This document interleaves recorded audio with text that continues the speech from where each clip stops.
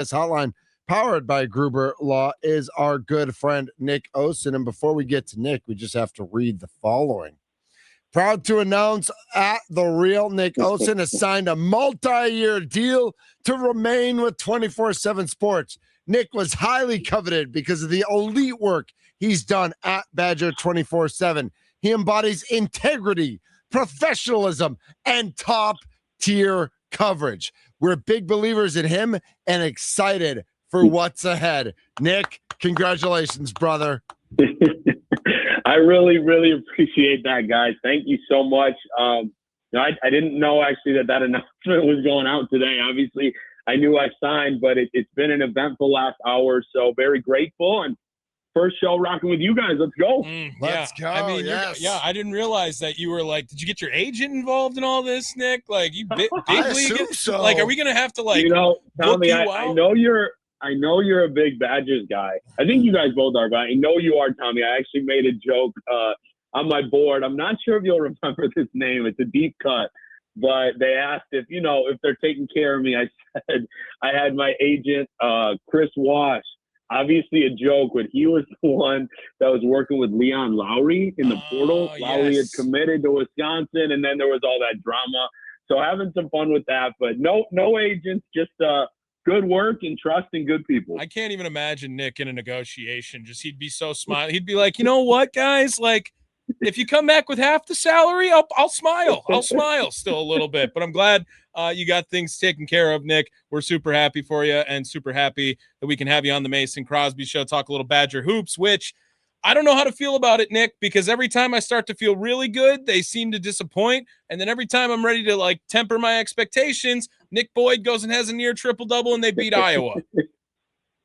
Yeah, Tommy, you're exactly right. I think actually leading into this game and specifically the weekend, I wrote that I think one thing you can count on with this group is they'll always kind of respond to adversity or quote unquote, and I'll say this, backs against the wall. Now, obviously it wasn't that level of worry because they were looking very good for the tournament, but this was one you really kind of not just wanted to have, but I would say needed to have to feel good with some momentum and going on this West Coast trip. Now, I think, Tommy, as long as there aren't any kind of similar games to the Ohio State game, I think you can kind of flush that one because that was the only one, even though they'd lost a couple games the last, I think it's like 5.5, 6 weeks. That was the only one I'd say they didn't play well. I think Indiana, they got that game stolen. Yes. And USC, obviously, they were the better team for about 38 minutes, and then there was just a late fall off. Not making excuses. Obviously, you got to take care of business. But Ohio State was the only one I was like, okay, this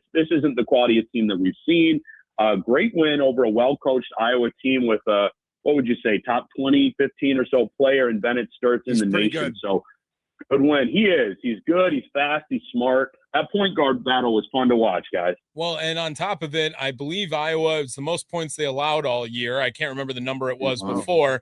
And the Badgers are now still undefeated if they score 80 points in a game this season as well. Get to 80, huh? Nick Boyd, 27, 9, and 10. He was unbelievable. He was great. Unbelievable. An off day from Blackwell, but ultimately, But Mitch, Nolan stepped up. both of our guys that we kind of say are the unsung heroes, Mitch, it's Nolan Winter. Whenever he has a double-double, they seem to go off. Well, he didn't have the 10 boards, but Austin Rapp, like that guy, he's just so important. Austin Rapp can be Austin Rapp, they could be dangerous. You guys are exactly right. I mean, he has been the true X factor. I think that term gets thrown around a lot, right? I think sometimes people maybe say that for like potential stars of the team. Now, obviously he can perform that way, but he's coming off the bench. He's healthy now. He has worked very, very hard to get back. Because guys, there was an early injury. Then he tweaked his hamstring a little bit and kind of fell out of the rotation. And then he was really balling and he got sick. Sounds like a nasty, nasty flu that kind of got the best of him for a week plus. So really cool story. Glad to see him back. There aren't too many 6'9.5", 6'10" players that can stretch the floor really as easily as he does. And guys, one of the things I love is, this isn't an anomaly with good shooters, but he's somebody you can tell right when the release goes. If he feels good about that shot, he's kind of standing, watching, starting to jog back a little bit, or he's chasing the glass. It's just something you don't always see in the college level. You see it a little bit more in the NBA. So he's good. And Nolan Winter, guys, to me, I've been calling him a bastion of consistency. Obviously, Nice. Boyd, Blackwell, those guys might get some of the most noise, and often rightfully so. But Winter, between the double-doubles like you guys mentioned, the efficiency, the work on the glass, the defense, phenomenal. He to me, is an NBA player. I think I actually said that last time with you, Tommy. It's just a matter of when. You hope if you're a Badgers fan, maybe you get him for a fourth year, and you very well might. But just really terrific and a nice performance Sunday. The guys head out west today for the next trip. Yeah, and we'll get to that. A couple more things with the team. Nick Osen joining us here on the guest hotline, powered by Gruber Law. I kind of have a two-part question. We know Jack Janicki's out, 16.5 points a game. My first question is about Jack specifically. I think a lot of us thought he was going to take the next step this year, and he kind of hasn't, averaging just better than 2 points a game, 2 rebounds, shooting 27% from 3. What has gotten in his way in taking that next step? And then I know it's only 16.5 points a game, but is there someone you expect to step up a little bit, maybe now that they're getting a few more minutes a game with Janicki out? Yeah, really good questions there. I think first and foremost, with kind of the points or maybe lack thereof that you were asking about with Janicki, look, he's one of the most unselfish guys I've been around in 5.5 years doing this. Of course, I'm sure everybody would love to score, but he knows his role is to basically be 3 things: consistent with his energy, be one of the best defenders on the team, which he is, and essentially just not turn the ball over or make mistakes offensively. Of course, he can score. I think he's done it a ton in the high school ranks. So people sometimes forget that. I'm not sure, guys, that I ever thought he would take this huge jump scoring-wise. Frankly, I think it's also because there are so many other guys that can do it. And then for part two, really of that question, I think, frankly, it's going to be a group of guys. I think Carrington, who's been in the rotation, even more on his plate, at times more on Rhodey's plate. And then look for Hayden Jones, right? You've seen him back-to-back games. He's not going to score 12, 14 points a game right now, but I think he's somebody that if he sticks around, he's going to be a consistent rotational type of player. They love his athleticism. They love his defense. He's a good passer, still growing with how he can shoot. But, Mitch, that's probably the name that I would give in terms of just, hey, who is directly going to see more minutes correlation? I'd probably go with the young freshman guard, Hayden Jones. Nice. I like that. And I've become a big Braden Carrington fan too. I know, not on the younger side of things, the older side, but like there are times where they just need some instant offense where things aren't moving and he'll just like throw up the ball and it looks like a bad shot and it goes in. Like I think he's been a little bit of a spark this year. Oh, without a doubt. I mean, he has been, I'm just taking a quick look at the group, maybe the most unexpected, perhaps I would say, because a lot of the stars you knew about. I think there were high expectations around Austin Rapp. I remember I was very fortunate to speak with Carrington when he committed, and he just talked about wanting to win, play defense. Hey, I'll do what I can. I think he'd tell you himself, guys, he wasn't known as this shooter, even at Minnesota or coming out of, I think he was Gatorade Player of the Year there. He would obviously be able to score, but just the distance with which he can hit, I think getting to the rim, I think he's one of the best defenders in this group. He's terrific. It's coming after obviously a slower game for him offensively, but no question he made an impact defensively. He's a great 6th or 7th guy. And I'll say this, guys. I mean, we all thought that this team had a lot of potential. There's no question. I won't be, kind of thinking we look too far ahead. I think if they can keep the rest of this rotation healthy, you are in a spot again to make a little bit of noise in March. I think if they play to their potential, potentially could get that second weekend.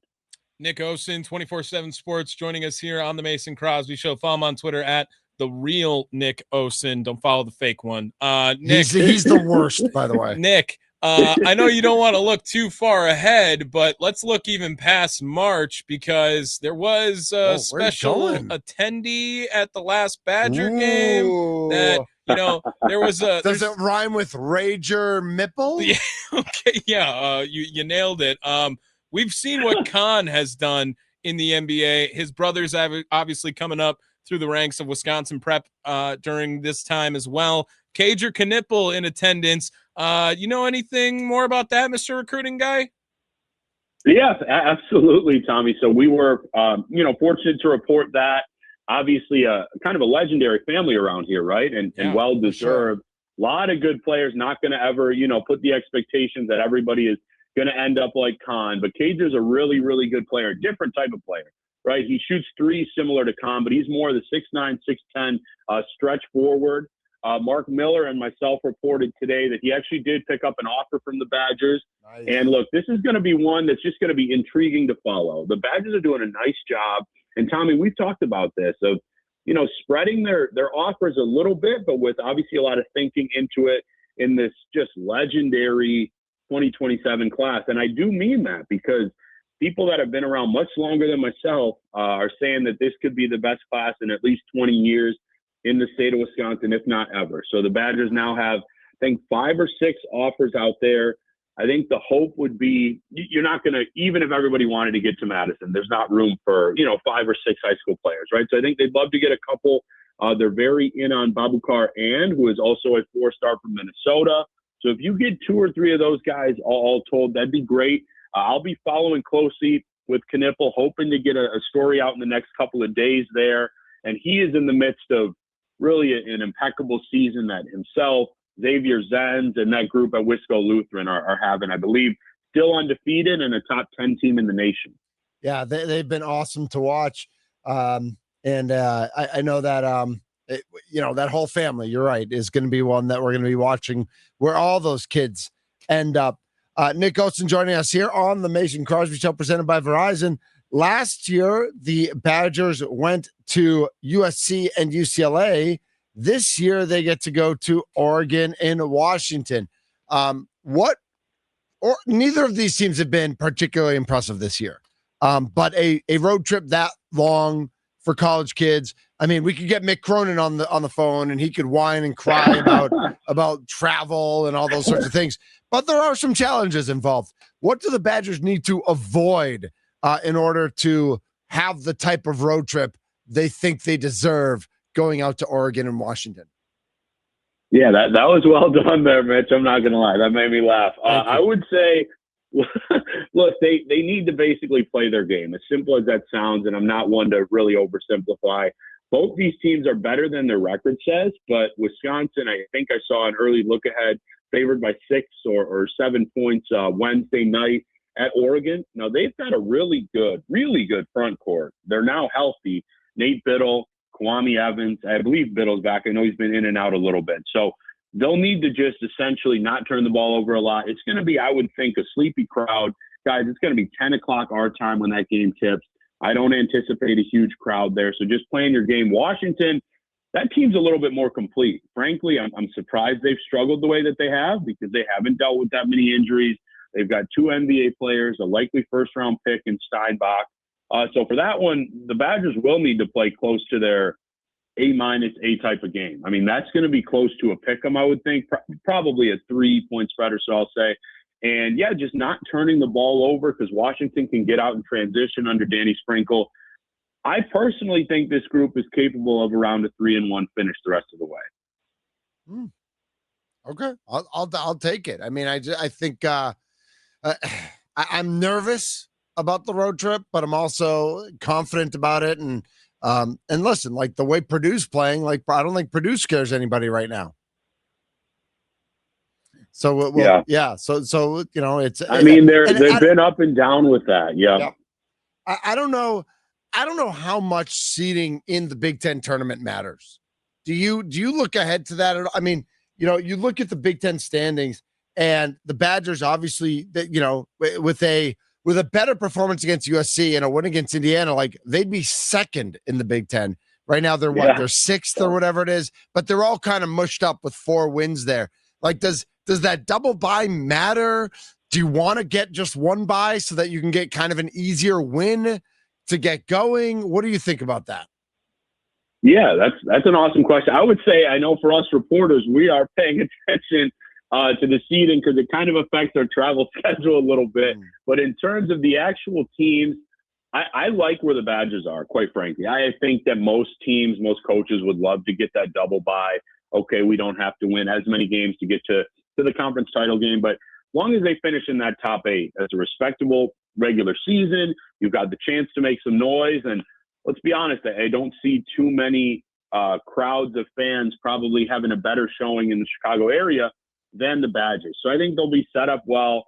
There's no question this team has some of the firepower. It'll really just come down to, guys, are they hitting from deep or not? And if so, you can truly say they can beat anyone in the country. If not, they might struggle. So it'll be really intriguing. And I'm looking forward to hopefully being on with you guys a few times in March, because we will have live coverage every time the Badgers are playing.